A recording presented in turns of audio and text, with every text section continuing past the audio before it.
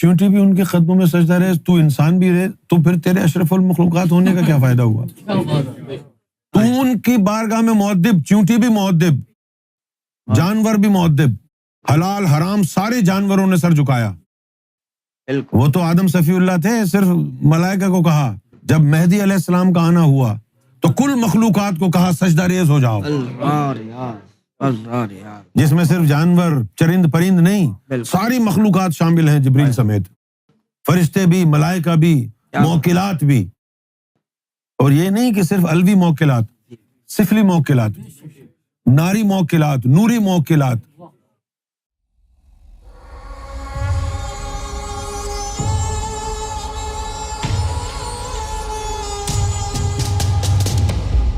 کائنات کی ہر مخلوق کو سرکار کا چہرہ دکھایا گیا ہے، وہ سب سجدہ ریز ہیں، اور ہم انسان ہیں جن کو وسوسے آتے.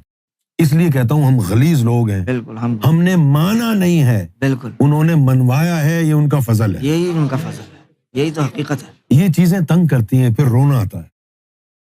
اب تمہیں بھی بتا رہا ہوں، میں تمہاری زندگی بھی دشوار کر رہا ہوں. نہیں سرکار زندگی کو آسان فرما رہے کہ کائنات کی ہر مخلوق ان کے آگے سجدہ ریز ہے. تو نے اگر ان کے قدموں میں سر رکھ دیا تو کیا بڑائی کی؟ کوئی نہیں، ان کا احسان ہو گیا. تو اگر ان کے قدموں میں سجدہ ریز ہے تو اس میں کیا تیری عظمت ہے؟ کچھ بھی نہیں، کچھ بھی نہیں. کل مخلوقات ہے.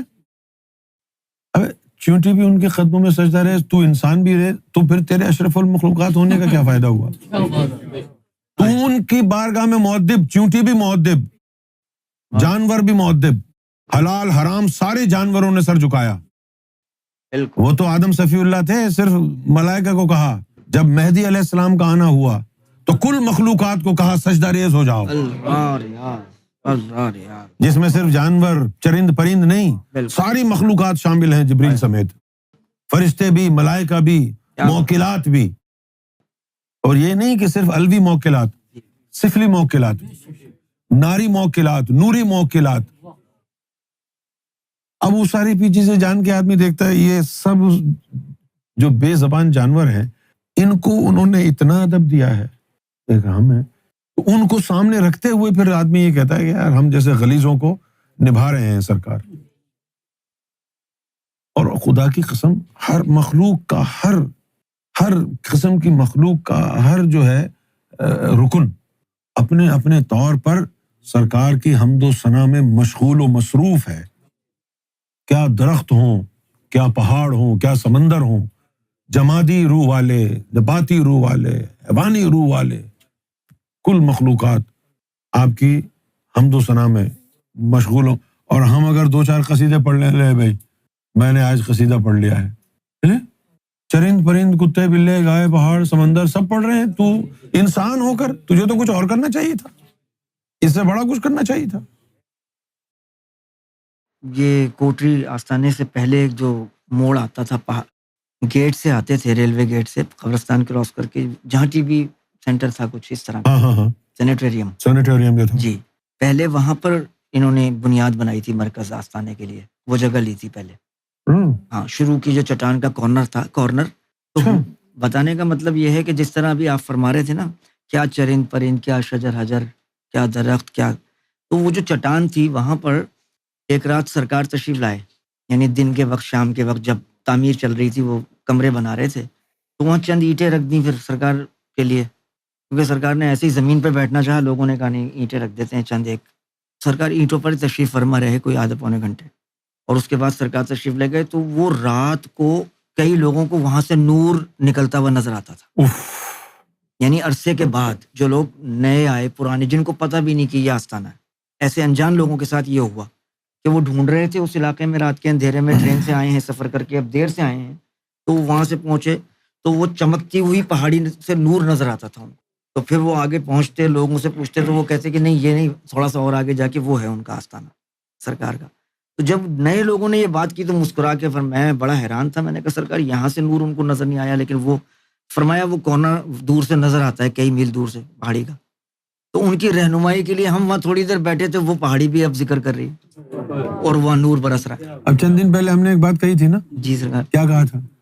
کہ جب تمہاری مدد کرنے کے لیے کوئی نظر نہ آئے، سرکار کا کہیں سے گزر ہوا ہو تو وہاں جا کے کہنا اے راہ گزر، اے راہ گزرے گوہر شاہی، اے راہ گزرے گوہر شاہی میری مدد کر، مدد فرما. وہ یہی والی بات یہی تو تھی حق ریاض را ریاض، حق ریاض را ریاض. کیا بات ہے.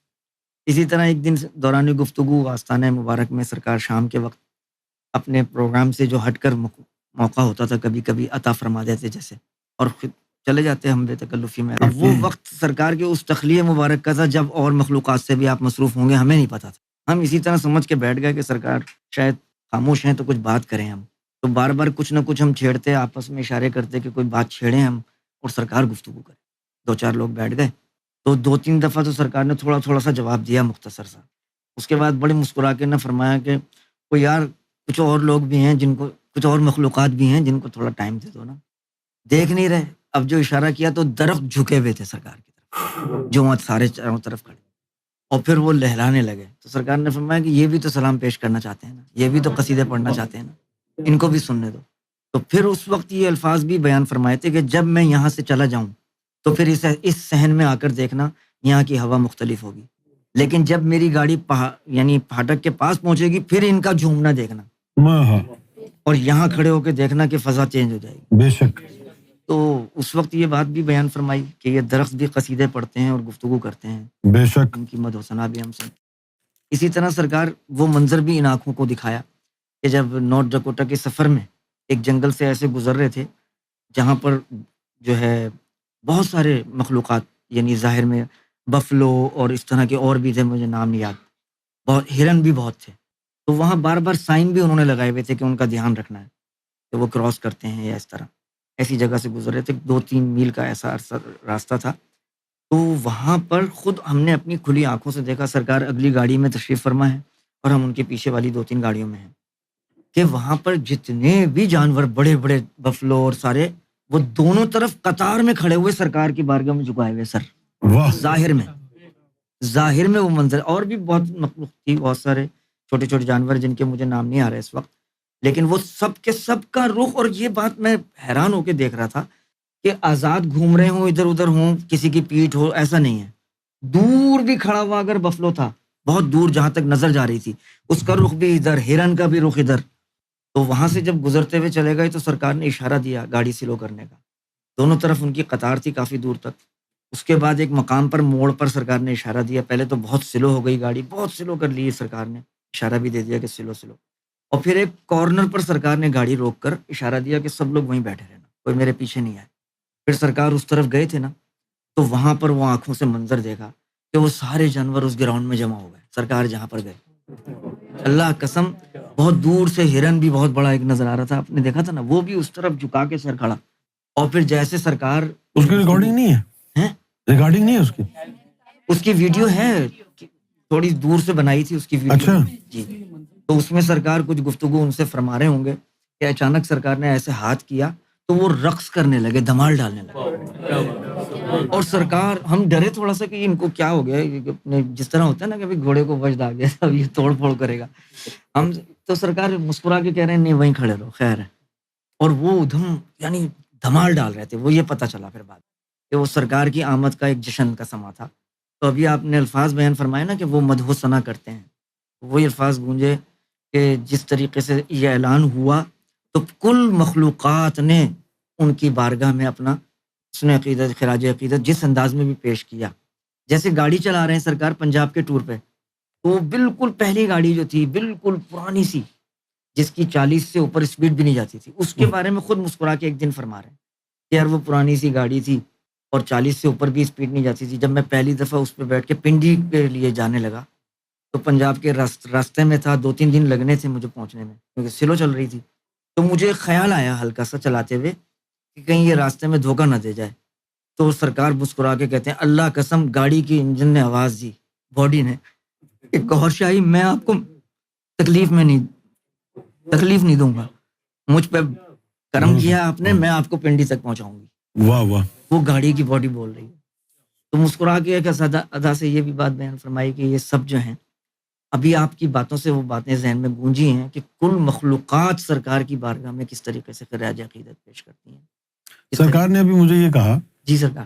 وہ جو جہاں جانور وغیرہ کھڑے تھے اور جی سرکار. رقص کر رہے تھے جی مالک. تو فرمایا کہ ہم نے وہاں ان لوگوں کے نفوس، وہ بھی تو جانور کی شکل میں تھے نا، ہائے ہائے. ان کو بھی نکالا، یہ ان کے ساتھ ناچ رہے تھے. اللہ ریاض، اللہ ریاض، اللہ ریاض. کیا بات ہے میرے سرکار آپ کی. بے شک ابھی خود فرمایا. حق ریاض. بے شک سرکار، بے شک. بالکل بالکل. بہت زبردست جو ہے کرم نوازی مالک آپ نے فرمائی ہے، اور انسانوں کو سمجھنا چاہیے اس بات کو. واقعی آپ نے صحیح کہا کہ یہ واقعی واحد انسان ہی ہے جو اتنا نیچے گر جاتا ہے. آپ کا احسان ہے، بہت کرم نوازی.